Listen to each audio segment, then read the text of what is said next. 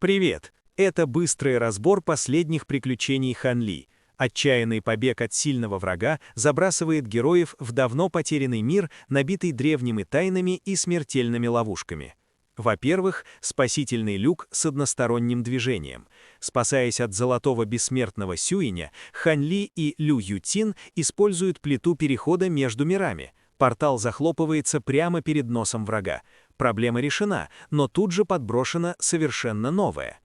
Во-вторых, ловушка затерянной секты. Герои быстро осознают, что попали в легендарную секту безграничного меча, исчезнувшую миллион лет назад. Оружие Хан Ли внезапно срывается и улетает на вершину горы само по себе. Чтобы вернуть его, приходится пробиваться сквозь жуткий дождь из летящих мечей. Иронично, в месте, где бессмертным запрещено летать, главную угрозу представляют деревянные марионетки с безупречной техникой фехтования. Наконец, смертельная тайна моря мечей. На вершине горы бескрайнее поле, где покоятся миллионы клинков поверженных мастеров. 72 зеленых бамбуковых меча Хан Ли застряли именно там, в магнитной аномалии, мгновенно аннигилирующей любую материю. Как вытащить клинки из ловушки, уничтожающей все, чего коснется? Без главного оружия в затерянной секте Хан Ли предстоит разгадать тайну моря мечей, чтобы просто выжить. А теперь слушаем дальше.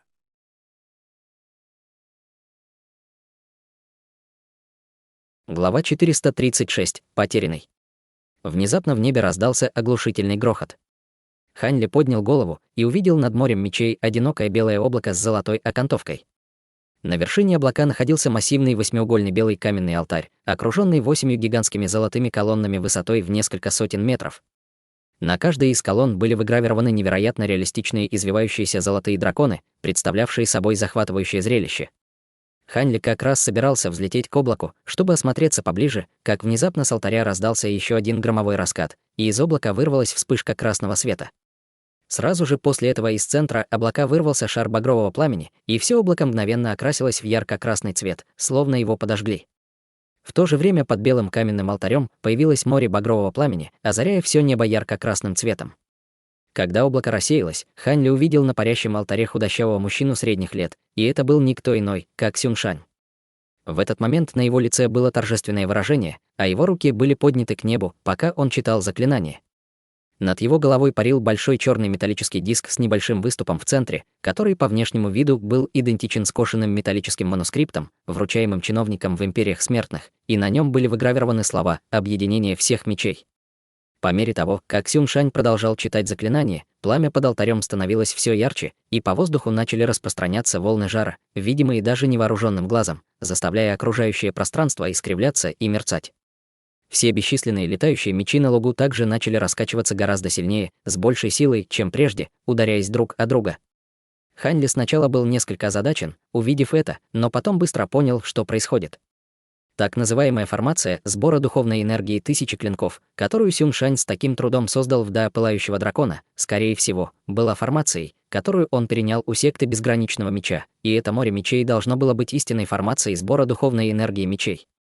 Море мечей служило основой, парящий алтарь — котлом, а металлический манускрипт — катализатором, позволяя Сюн Шаню черпать духовную силу всех бесчисленных летающих мечей, находящихся здесь. Это было поистине чрезвычайно амбициозное начинание. В этот момент с алтаря над головой раздался оглушительный рев, от которого содрогнулась вся округа. Внезапно вся гора начала дрожать, и вся ци меча на лугу вырвалась в небо.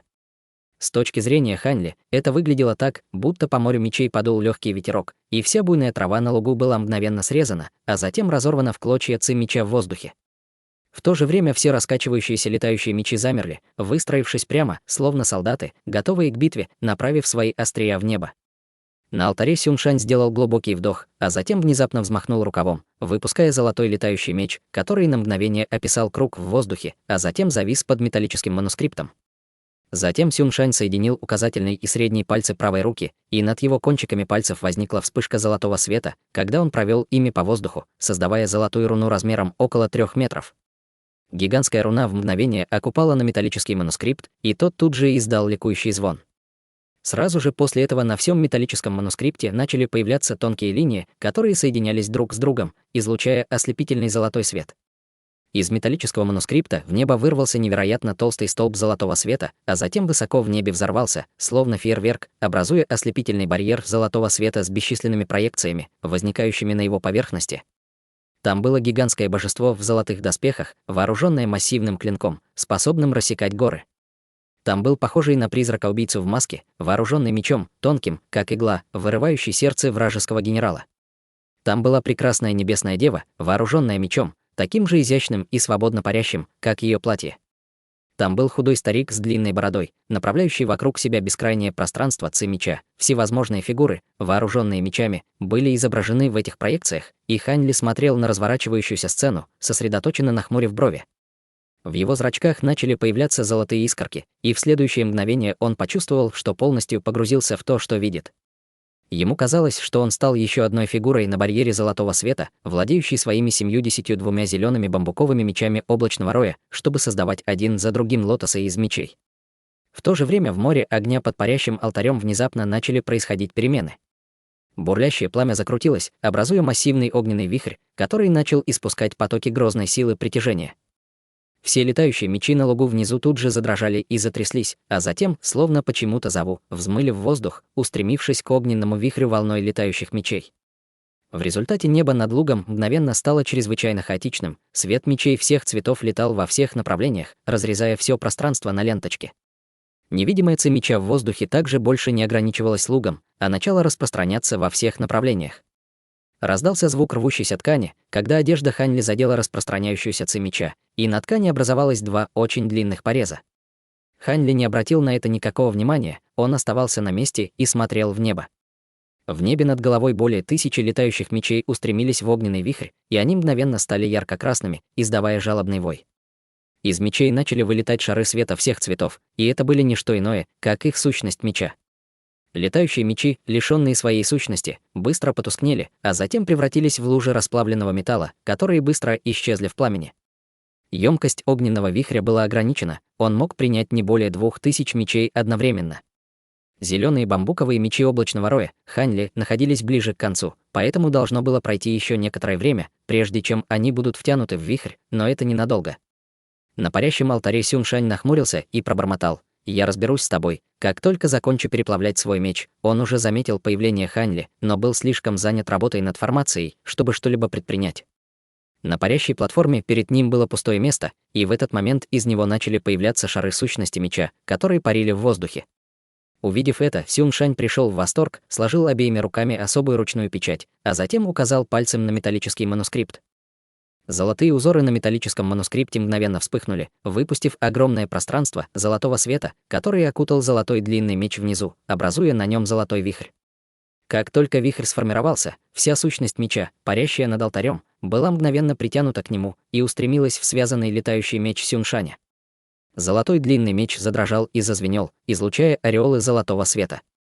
Пока сущность меча поглощалась на алтаре, огненный вихрь внизу постоянно втягивал в себя все новые летающие мечи, и зеленые бамбуковые мечи облачного роя приближались к вихрю все ближе и ближе. В этот момент Хань Ли внезапно вздрогнул, и золотой свет в его глазах постепенно угас, сменившись синим. «Какая грозная формация!» — воскликнул Хань Ли про себя, и на его лице появилось выражение ликования.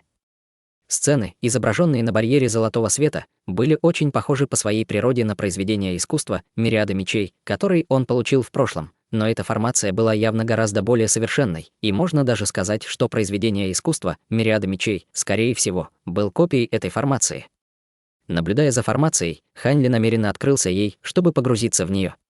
В противном случае, учитывая его нынешний уровень духовного чувства, он бы ни за что не потерял себя так, как сейчас. Благодаря полному погружению, которому он позволил себя подвергнуть, он не только глубже понял все формации мечей, но и определил ключевые моменты этой формации и принцип ее работы. На алтаре Сюншань, увидев, что Хань Ли внезапно пришел в себя, изменился в лице и воскликнул: «Невозможно, неудивительно, что он был так потрясен». Когда он впервые увидел эту формацию, он был полностью погружен в нее 7 дней и 7 ночей, и только по счастливой случайности ему удалось пробудиться. Из этого опыта ему удалось изучить формацию сбора духовной энергии 1000 клинков, но его духовное чувство было серьезно повреждено, поэтому ему пришлось покинуть эту область, и только спустя много лет ему представилась еще одна возможность вернуться сюда. Сюншань стиснул зубы от ярости и толкнул обе ладони вперед, подталкивая шары сущности мечей своей бессмертной духовной силой, чтобы они еще быстрее влились в его связанный летающий меч. Все летающие мечи в небе скрутились и непрерывным потоком устремились в огненный вихрь, и к этому моменту зеленые бамбуковые мечи облачного роя, Ханьли, находились не далее, чем в 90 метрах от огня. Увидев это, он немедленно топнул ногой по земле, и вся гора содрогнулась под его ногами, когда он взмыл в небо. Однако, как только он поднялся в воздух, на него со всех сторон обрушился удушающий поток силы, прижимая его обратно к земле. В то же время вокруг него бушевали порывы свирепого ветра, перемежающиеся с бесчисленными полосами ци меча, которые рвали его одежду. Ханьли издал вызывающий рев, когда все его глубокие апертуры засияли голубым светом, и над его телом возникла истинная экстремальная мембрана, чтобы сдержать всю ци меча. Давление, обрушившееся на него, с такой силой прижало его к земле, что его ноги глубоко ушли в землю. Ханьли поднял голову и увидел, что Сюншань стоит на краю алтаря, управляя металлическим манускриптом одной рукой, а другой тянется к морю мечей внизу. В то же время он свирепо смотрел на Ханьли, и в его глазах была ярость и негодование. Только сейчас он понял, что Ли Фэюй, тот самый культиватор меча номер 1 Небесного Юга, сорвал его формацию мечей много лет назад.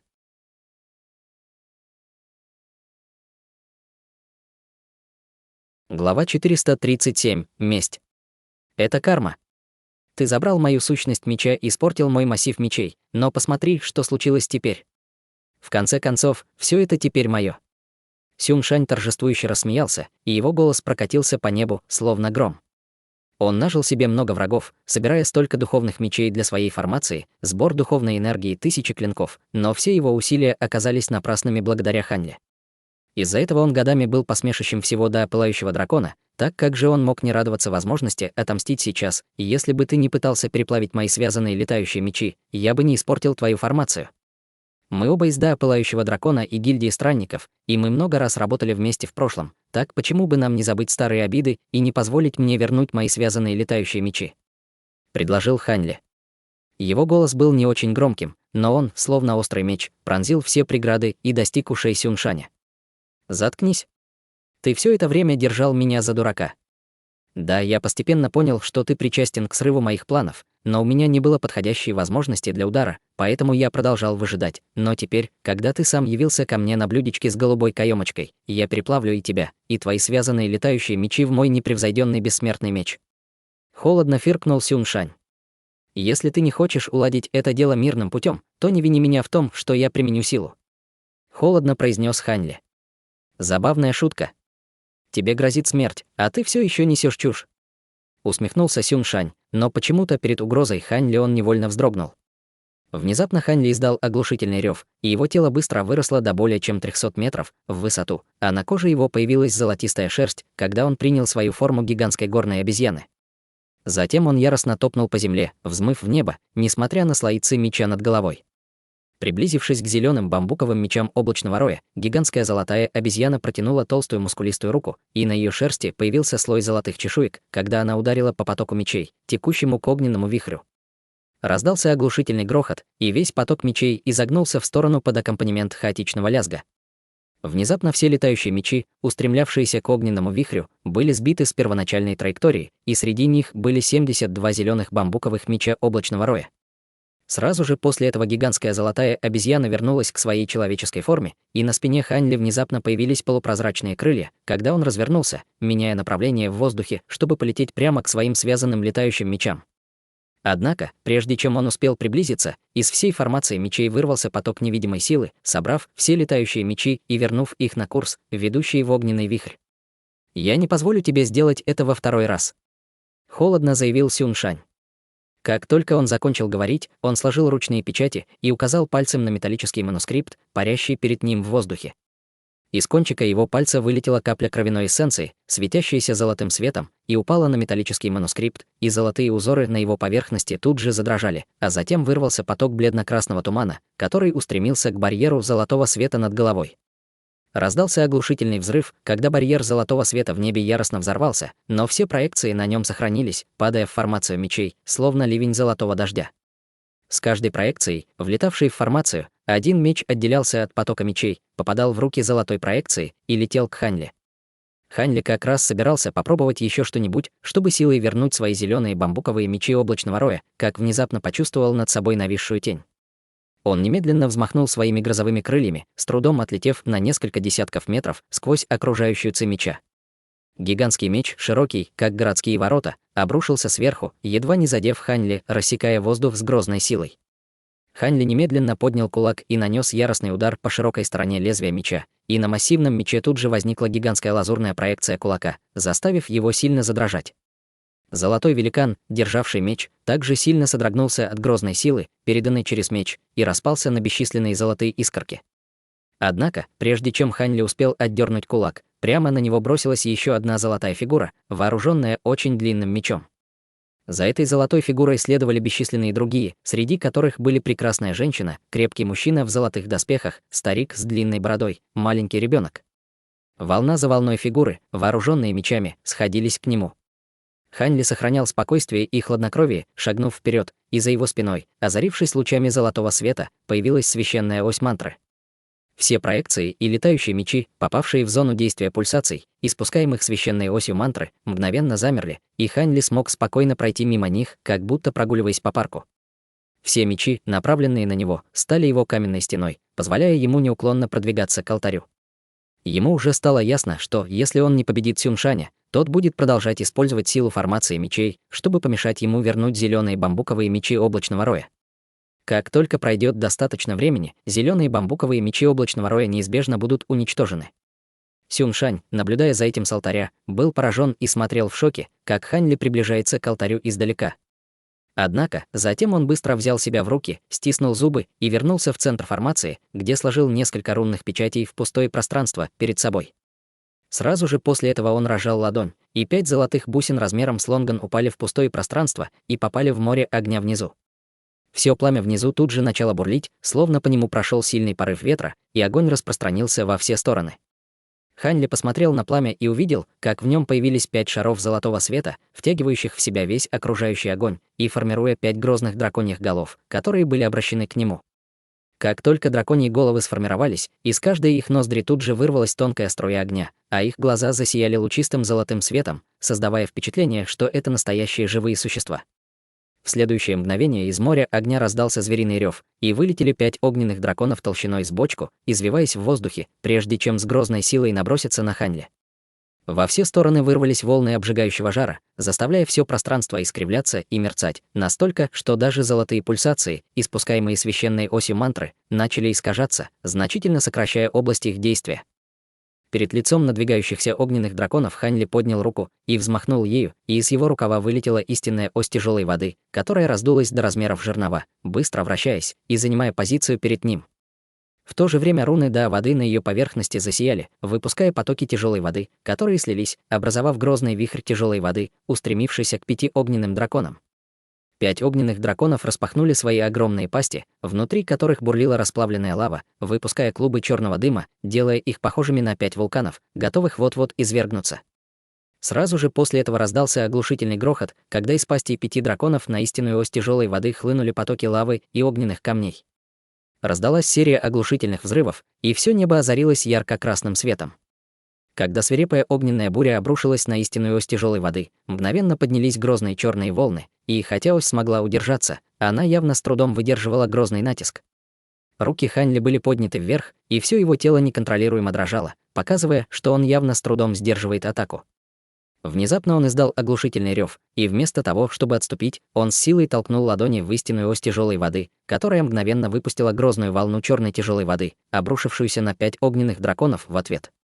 Огненные драконы также пикировали сверху, и разразилось столкновение грозной силы, когда огонь и вода переплелись друг с другом, в результате чего в небо поднялось облако белого тумана. Как раз в этот момент Хань Ли внезапно воскликнул: «Всепоглощающая черная волна!» В небе над парящим алтарем тут же раздался оглушительный грохот, и промелькнула белая молния, прорезав в небе огромную черную трещину. Из черной трещины хлынул, казалось, бесконечный объем тяжелой воды, образовав гигантский черный водопад, обрушившийся сверху. Сюншань мог только смотреть в небо, широко раскрыв глаза от отчаяния и недоверия. Как это возможно, чтобы истинный бессмертный обладал такой невероятной силой? Однако, в этот момент было уже слишком поздно пытаться заключить перемирие. Помня об этом, он мог только стиснуть зубы и взмахнуть рукавами, выпуская одну рунную печать за другой в металлический манускрипт. Золотой свет, излучаемый металлическим манускриптом, тут же начал мерцать, выпуская череду золотых рун, которые упали на 8 золотых колонн вокруг формации. Золотые колонны тут же засияли, и 8 золотых драконов, обвивающих колонны, подняли головы, и из их глаз вырвались лучи багрового света, которые сошлись прямо над алтарем, образовав багровый световой барьер, усеянный драконьими узорами, как раз вовремя, чтобы противостоять грозному потоку тяжелой воды, обрушивающемуся сверху.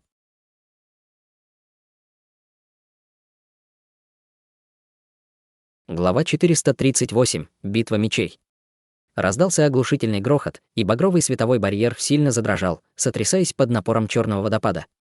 Находясь прямо под огромным потоком тяжелой воды, Сюншань видел, как черный водопад обрушивается на багровый световой барьер, и отчетливо ощущал грозное давление, которое давило на барьер сверху.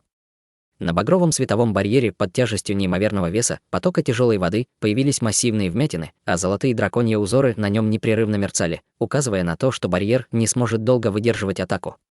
Сюншань нахмурился, бросил взгляд на металлический манускрипт, парящий в воздухе, и сделал призывный жест, чтобы вернуть его в свою руку. Затем он вытянул указательный палец, и над его кончиком пальца промелькнула вспышка золотого света, в результате чего появилась крошечная кровоточащая ранка. Используя палец в качестве кисти, а кровь в качестве чернил, он начал быстро наносить на металлический манускрипт своеобразную темно-красную руну. Как только руна сформировалась, золотые узоры на металлическом манускрипте начали приобретать ярко-красный оттенок, напоминая систему кровеносных сосудов и меридианов. Сюншань держал металлический манускрипт в обеих руках, на его лице появилось решительное выражение, и он приложил манускрипт к своей груди, словно нагрудник. На его груди промелькнул красно-черный свет, и металлический манускрипт мгновенно исчез в его теле, слившись с ним воедино. Металлический манускрипт служил ядром всей формации, и с его исчезновением формация мгновенно перестала функционировать. Море огня под парящим алтарем утихло, постепенно превращаясь в раскаленное огненное облако, а багровый световой барьер над головой также распался на огромное пространство полупрозрачного красного света. Все золотые проекции над головой также исчезли, но летающие мечи, притянутые к формации, не вернулись на луг. Вместо этого они продолжали парить в воздухе, удерживаемые на месте невидимой силой. Черный водопад в небе был ничем иным, как иллюзией, созданной с помощью домена мантры Ханьли, и он также исчез, вернув небо и землю в их первоначальное состояние. Лишившись препятствий в виде золотых проекций и огненных драконов, Ханьли смог быстро подняться в небо, и в мгновение ока он уже оказался на парящем алтаре. Он посмотрел на Сюншаня и увидел, что все его тело облачено в черные чешуйчатые доспехи, а вокруг него находится слой багрового света. Слой багрового света был образован бесчисленными потоками чрезвычайно чистой ци меча, настолько невероятно острой, что даже пространство вокруг нее было полностью изрезано, и даже золотые пульсации, испускаемые священной осью мантры Ханьли, не могли проникнуть сквозь них. Подумать только, что ты использовал такое ценное сокровище столь неэффективным образом. Тебе не кажется, что это огромная трата? Спросил Ханьли, печально качая головой. Ничего страшного. Я использую лишь часть ци меча, содержащейся в нем. «Если я смогу убить тебя, это того стоило», — ответил Сюншань, подходя к центру алтаря, где он схватился за рукоять своего золотого длинного меча. Как только его рука сомкнулась на мече, темно-красные узоры на его черных доспехах тут же засияли, и слой багрового света вокруг его тела хлынул вперед, окутав и его связанный летающий меч. Его аура оставалась на уровне поздней стадии истинного бессмертного, но она стала неописуемо острой, как будто он превратился в несравненно острый бессмертный меч. Зрачки Ханьли сузились, увидев это, но он не дрогнул. Вместо того, чтобы немедленно наброситься на Ханьли, Сюншань неторопливо произнес: «Есть кое-что, чего я никак не могу понять. Как тебе удалось взять под контроль мой массив, сбор духовной энергии 1000 клинков, в тот раз? Неужели ты наследник какой-то боковой ветви секты Безграничного Меча? Разве секта Безграничного Меча не исчезла более миллиона лет назад? Как я могу быть наследником ее боковой ветви?» С недоумением спросил Ханьли. «Значит, ты не член секты, неважно, ты доказал, что достоин сразиться со мной», — сказал Сюншань, и в его глазах промелькнуло разочарование, после чего он бросился на Ханьли, направив свой длинный меч вперед. Ханьли тут же взмыл в воздух, и даже отступив до самого края алтаря, он не остановился, продолжая отступать. Над длинным мечом Сюншаня промелькнула вспышка темно-красного света, и из его острия вырвалась полоса багрового света меча, мгновенно преодолев расстояние более 300 метров. Только приблизившись к груди Ханьли на расстоянии нескольких метров, полоса багрового света меча, наконец, замедлилась под действием золотых пульсаций, испускаемых его священной осью мантры. Хань Ли воспользовался этим, чтобы отступить еще на несколько десятков метров, прежде чем снова остановиться. Полоса багрового света меча медленно распалась, а он смотрел на нее с едва заметным страхом в глазах. И если бы он не отступил вовремя, этот удар мечом был бы достаточно быстрым, чтобы противодействовать эффекту замедления времени священной оси мантры и пронзить ему грудь. И если бы только все руны до времени были восстановлены, эта мысль промелькнула в голове Хань Ли, и он ринулся вниз к летающим мечам, парящим в воздухе. Однако, прежде чем он успел добраться до своих зеленых бамбуковых мечей облачного роя, он почувствовал, как сзади на него обрушилась мощная ци меча, и по его спине пробежал холодок. Он поспешно запустил священную ось мантры в обратном направлении, а затем уклонился вправо, что позволило ему избежать атаки. Полоса багряного света промелькнула мимо него и вонзилась в огромное скопление летающих мечей впереди, и раздался пронзительный лязг, когда несколько десятков летающих мечей были разрушены этой полосой света меча. Наконец, Хань Ли смог воспользоваться этой возможностью, чтобы добраться до своих 72 зеленых бамбуковых мечей облачного роя. Он протянул руку, схватился за один из них и изо всех сил потянул, но обнаружил, что он остается совершенно неподвижным, словно удерживаемый на месте какой-то грозной силой. Прежде чем он успел что-либо предпринять, на месте происшествия появился Сюн Шань и яростно взмахнул своим мечом. Однако Хань Ли не обратил внимания на атаку, продолжая крепко держать рукоять своего летающего меча и вливая в него частицу своего духовного чувства. Меч в его руке внезапно задрожал, а затем издал чистый звон, словно обрадовавшись восстановлению духовной связи с Хань Ли. В то же время длинный меч, окутанный слоем багрового света, пронесся по воздуху к его шее. Десяток или около того активных рун до времени на священной оси мантры Хань Ли засияли в унисон, и золотые пульсации, испускаемые осью, приняли немного более осязаемую форму. Однако, приближающийся длинный меч благодаря грозной ци меча, которой он был окутан, смог практически проигнорировать эффект замедления времени священной оси мантры, и меч не замедлился настолько, чтобы Хань Ли мог уклониться от атаки. В этой критической ситуации истинная ось тяжелой воды Хань Ли, превратившись в полосу черного света, прилетела на место происшествия и встала на пути меча Сюншаня, словно гигантский черный щит. Раздался резкий лязг, когда длинный меч Сюншаня пронзил черный свет вокруг истинной оси тяжелой воды, а затем ударил по самой оси. Истинная ось тяжелой воды сильно содрогнулась, когда большая часть черного света, излучаемого ею, была разорвана ци меча, вырвавшейся из меча Сюншаня, оставив на ее поверхности глубокую отметину от меча. Хань Ли почувствовал силу этого удара мечом через свою духовную связь с истинной осью тяжелой воды и был сильно встревожен. Он немедленно вытащил зеленый бамбуковый меч облачного роя, который он схватил, и в то же время в его глазах вспыхнул синий свет, когда он выпустил 71 поток духовного чувства, каждый из которых вошел в один из оставшихся 71 зеленых бамбуковых мечей облачного роя. К этому моменту Сюн Шань уже обошел истинную ось тяжелой воды и наносил удар своим мечом по Хань Ли справа. На этот раз Хань Ли не стал уклоняться. Вместо этого он встретил Сюн Шаня, нанеся ответный удар своим зеленым бамбуковым мечом облачного роя. Два меча столкнулись, и из связанного летающего меча Сюн Шаня вырвался слой темно-красного света меча, а сразу же после этого из зеленого бамбукового меча облачного роя Хань Ли вырвалась вспышка золотой молнии. Темно-красный свет меча задел руку Хань Ли, державшую меч, мгновенно разрезав рукав, но, к счастью, его истинная экстремальная мембрана осталась цела, поэтому он не получил никаких травм. Однако ци меча, заключенная в свете меча, была чрезвычайно проникающей, и ему казалось, что она режет кости его руки, заставляя его поморщиться от боли. Он проигнорировал боль и сделал другой рукой призывный жест, и истинная ось тяжелой воды за его спиной тут же уменьшилась до размеров обычного щита, а затем устремилась к Сюншаню. Доспехи на руке Сюншаня вспыхнули черным светом, рассеивая божественную дьявольскую молнию, выпущенную зеленым бамбуковым мечом облачного роя, после чего лезвие меча соприкоснулось с самими доспехами. В то же время истинная ось тяжелой воды врезалась в длинный меч Сюншаня, и от удара его отбросило на расстояние более 30 метров. Как раз в этот момент Хань Ли сложил ручную печать и указал пальцем вперед, и все оставшиеся 71 зеленые бамбуковые мечи облачного роя вместе с мечом в руке Хань Ли вылетели в унисон, устремившись к Сюншаню волной лазурного света. Когда летающие мечи пронеслись по воздуху, бесчисленные полосы лазурного света мечей переплелись и сошлись в одной точке, образовав массивный шар лазурного света. Когда он приблизился к Сюншаню, из шара лазурного света внезапно раздался оглушительный драконий рев, который прокатился по всему небу. Сразу же после этого гигантский шар света яростно взорвался, и из него с грозной силой вырвался лазурный извивающийся дракон, который целиком проглотил Сюншаня. В то же время Хань Ли запустил священную ось мантры в обратном направлении, одновременно призывая истинную ось тяжелой воды обратно к себе, и бросился в погоню.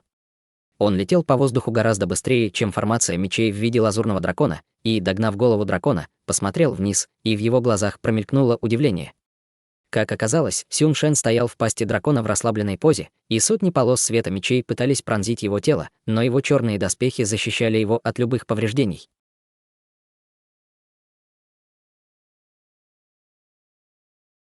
Глава 439. До предела.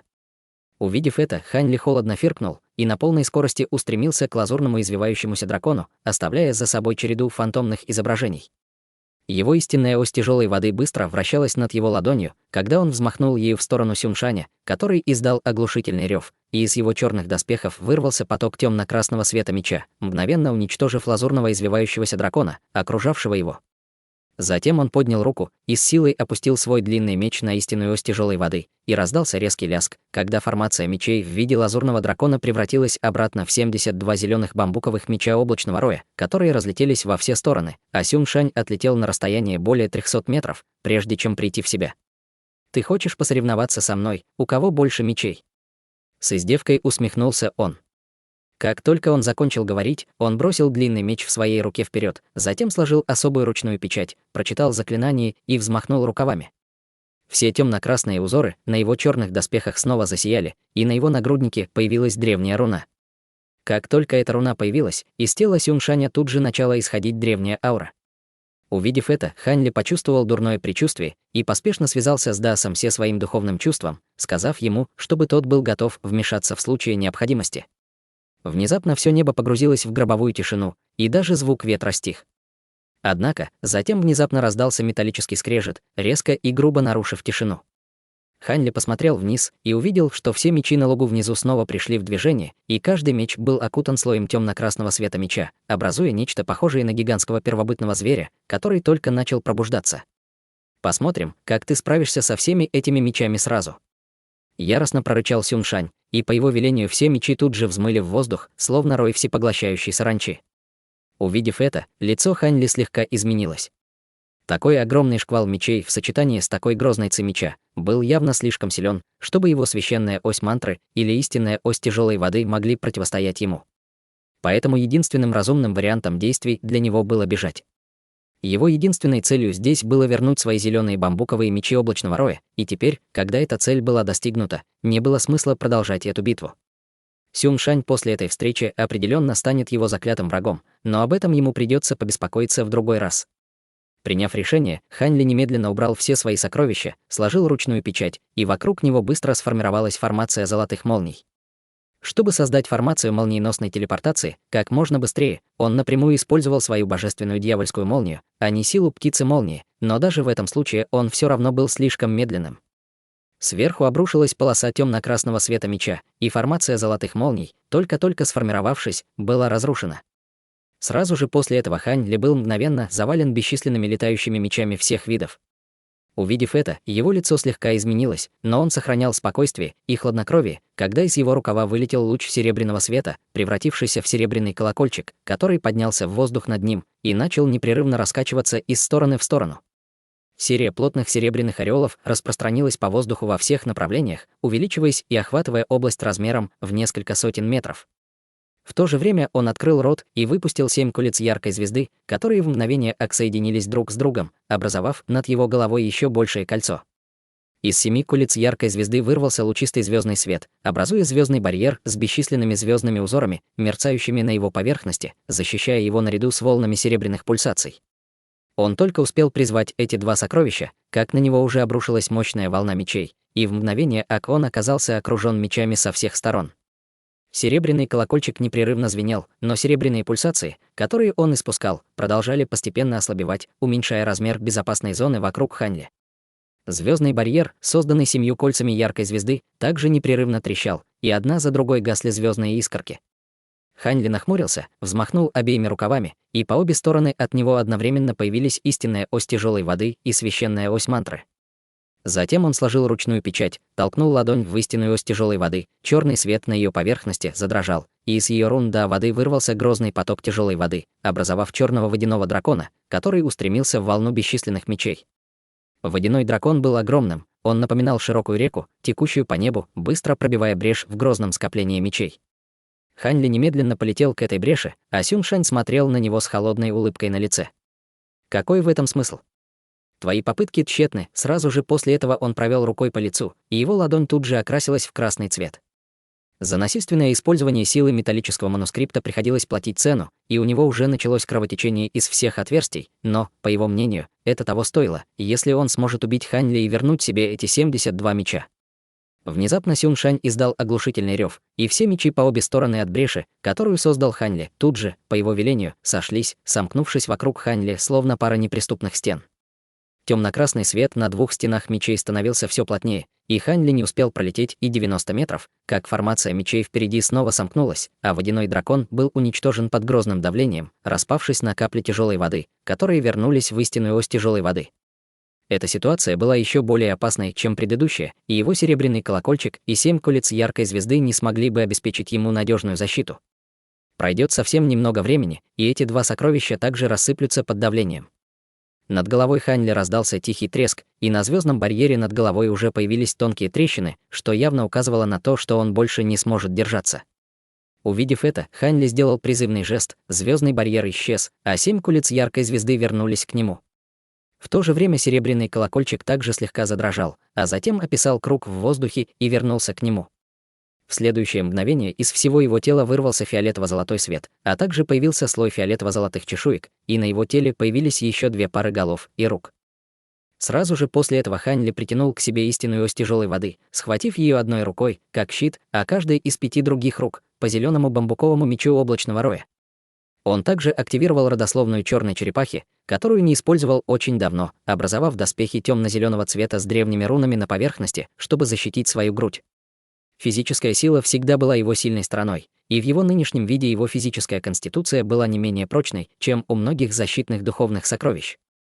Его священная ось мантры вернулась в его тело, а затем немедленно начала вращаться в обратном направлении, и вместо того, чтобы продолжать пассивную оборону, Хань Ли перешел в атаку, летя прямо в поток мечей. Он двигался со скоростью молнии, проносясь сквозь море мечей, оставляя за собой череду расплывчатых фантомных изображений, и непрерывно размахивал своими 5 зелеными бамбуковыми мечами облачного роя с грозной силой, выпуская с каждым взмахом грозные разряды золотых молний, чтобы рассеять ближайшие летающие мечи. Несмотря на огромное количество мечей в формации, она не могла поразить Хань Ли. Однако Хань Ли знал, что долго он так не протянет. Поддерживать эту форму в течение длительного времени было слишком утомительно, и в тот момент, когда у него закончится бессмертная духовная сила, наступит его конец. Он летел навстречу потоку мечей не потому, что потерял рассудок и отчаянно рвался вперед. Он сделал это, чтобы выиграть время для Даоса Се, чтобы тот успел восстановиться. Когда он создавал формацию телепортации с помощью молний, он уже пытался призвать Даоса Се, чтобы тот выиграл для него время, но обнаружил, что тело марионетки Даоса Се все еще восстанавливается после атаки, которую он использовал, чтобы уничтожить медную марионетку, и поэтому не может помочь. Примерно через 15 минут Хань Ли явно начал замедляться. Лазурные доспехи на его теле уже были покрыты отметинами от мечей, а на его 6 руках также были порезы. Даже с его невероятно мощным телом было ясно, что он близок к пределу. «Брат Се, ты еще не готов». В отчаянии крикнул Хань Ли про себя. «Мне нужно еще несколько минут», — ответил Даос Се через их духовную связь. Услышав это, сердце Хань Ли омрачилось, но в этой ситуации все, что он мог сделать, это стиснуть зубы и держаться. Однако Сюн Шань не хотел больше тянуть не потому, что он раскусил намерения Хань Ли, а потому, что и сам больше не мог держаться. К этому моменту кровь практически хлестала из всех его отверстий, и он начал чувствовать слабость от кровопотери. Он энергично покачал головой, чтобы прояснить затуманенное сознание, и черты его лица исказились, когда он прорычал: «Умри». Как только он закончил говорить, он бросился вперед полосой багрового света, слившись воедино со своим связанным летающим мечом и превратившись в гигантскую полосу багрового света меча, которая устремилась к Хань Ли с невероятной скоростью. Полоса багрового света меча была поразительно быстрой, и все мечи на ее пути расступились, образовав проход, ведущий прямо к Хань Ли.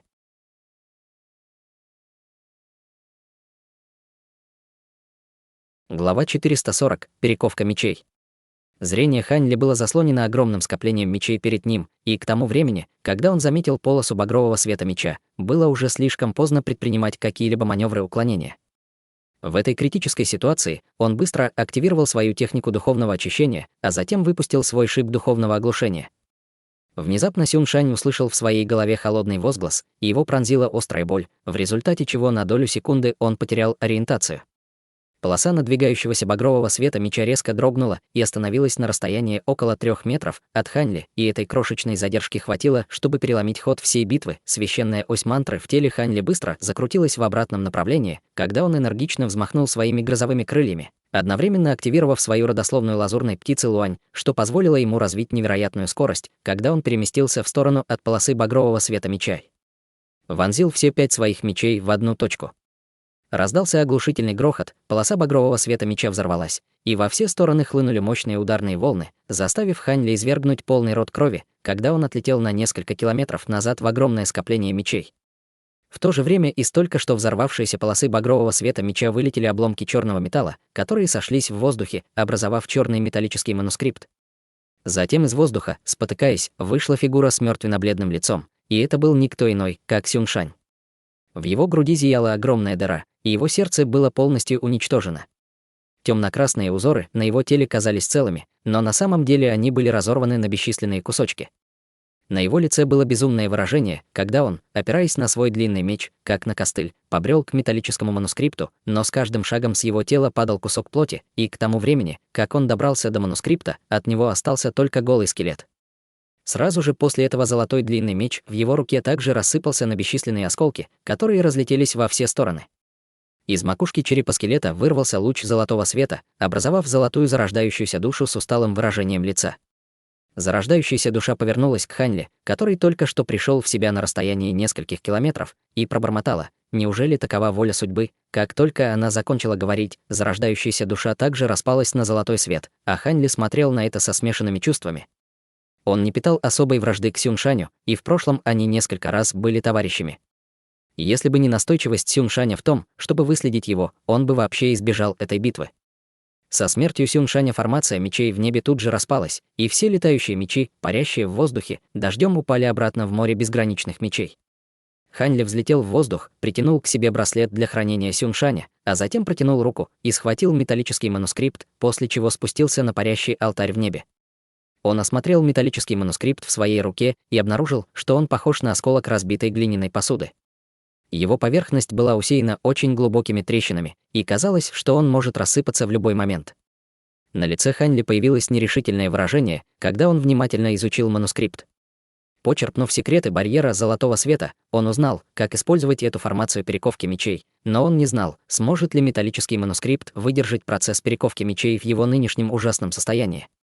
Немного подумав, он сел, скрестив ноги, отложил металлический манускрипт в сторону, проглотил пилюлю и закрыл глаза, чтобы помедитировать. Немного погодя он встал, снова взял металлический манускрипт, посмотрел в определенном направлении и пробормотал: «Я должен попробовать. Пожалуй, это можно считать исполнением твоего предсмертного желания». С этими словами он бросил металлический манускрипт вперед, и тот, засияв, тут же вернулся на алтарь. После этого Ханьли начал читать заклинание, быстро складывая ручные печати, и облако под алтарем снова вспыхнуло, превратившись в море багрового пламени. Тем временем, в другом месте бессмертного поместья Адского Мороза. По небу мчался летающий экипаж из зеленого нефрита длиной около 30 метров. В передней части экипажа стоял высокий мужчина, державший в руках дискообразное сокровище.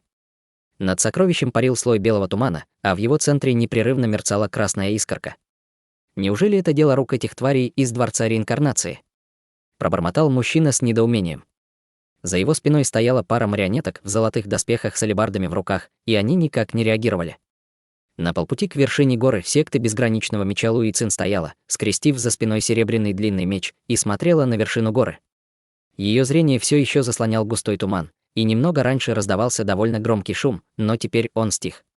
Похоже, что бы ни происходило наверху, все закончилось, и тишина и покой были восстановлены. Что касается деревянных марионеток, с которыми она сражалась, то они уже превратились в груду деревянных обломков, разбросанных по земле вокруг нее.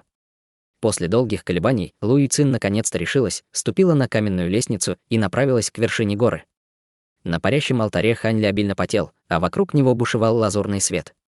Его 72 зеленых бамбуковых меча облачного роя в настоящее время парили над пустым пространством в центре алтаря, и, похоже, они были расположены в некой особой формации, а между ними вспыхивали дуги золотых молний. Тем временем из пылающего пламени внизу постоянно поднимались шары светящейся сущности, меча разных цветов, и устремлялись в мечи. Время шло, в море безграничных мечей оставалось все меньше мечей, а зеленые бамбуковые мечи облачного роя поглощали все больше сущности меча, и их общая аура становилась все более грозной. Хань Ли, затаив дыхание, внимательно наблюдал за процессом. Когда последняя партия сущности меча влилась в 72 летающих меча, наверху внезапно раздался тихий треск, и, услышав этот звук, сердце Хань Ли немного сжалось. Сразу же после этого из трещин на металлическом манускрипте вырвался лучистый золотой свет, и казалось, что он вот-вот взорвется. На примере Сюншаня Хань Ли прекрасно понимал, какие последствия могут быть, если манускрипт будет уничтожен, поэтому он поспешно взмахнул рукавом, пытаясь убрать зеленые бамбуковые мечи облачного роя с алтаря, прежде чем самому убраться оттуда.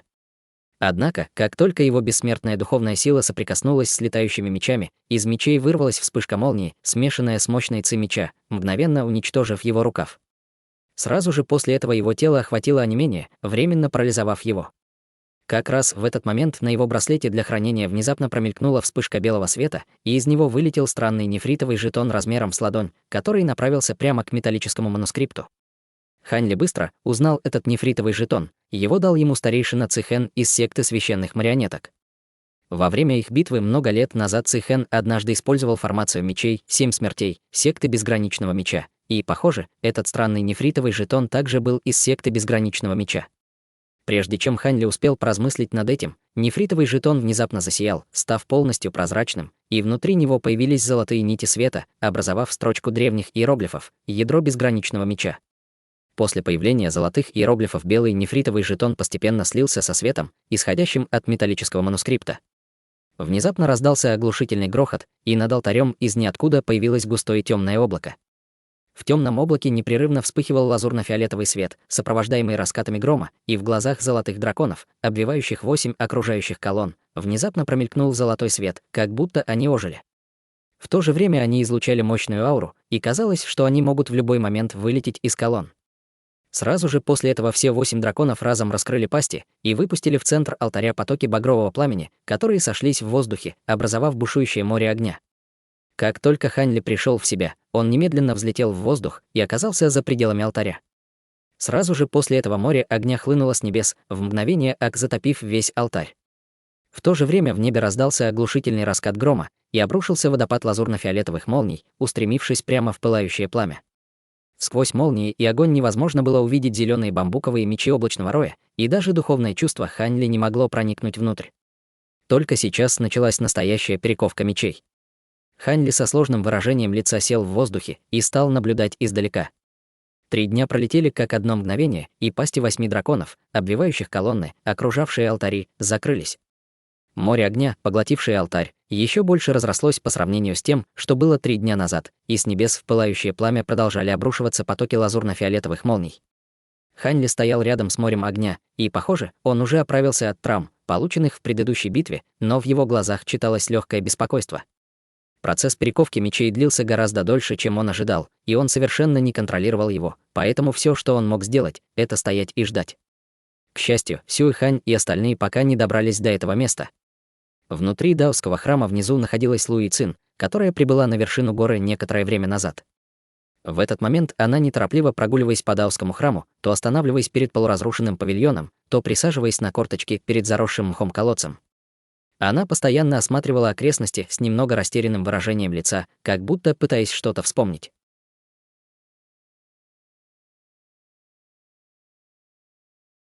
Друзья, эти блавы, когда победа над врагом оказывается лишь половиной битвы. Сюншань сливается с манускриптом объединения всех мечей и активирует алтарь-доменную печь, топливом которой служит собственная жизненная сила. Черная броня из сконцентрированной ци делает его неуязвимым снаружи, но энергия разрывает его изнутри, кровь хлещет из всех отверстий. Хань Ли обрушивает на него стихийные бедствия, истинная ось тяжелой воды, магия времени, шестирукая форма с броней черной черепахи, и все отскакивает. Тогда он бьет не по броне, а по сознанию. Шип духовного оглушения вызывает мгновенный синий экран смерти, долю миллисекунды дезориентации. На сверхскоростях боя этого хватает. От Сюншаня остается один скелет. Но алтарь продолжает работать. Неуправляемая формация превращается в бомбу. И тут нефритовый жетон, ядро безграничного меча, вступает в резонанс с алтарем как древний ключ администратора, перехватывает управление и запускает трехдневную ковку в огне и лазурно-фиолетовых молниях. Хань Ли становится заложником ритуала, группа Сюэханя уже на подходе, а прервать процесс невозможно. И пока в небе бушуют молнии, внизу тихая сцена. Лу Ючин бродит по руинам храма с растерянным лицом и останавливается у старых стен, словно пытается что-то вспомнить.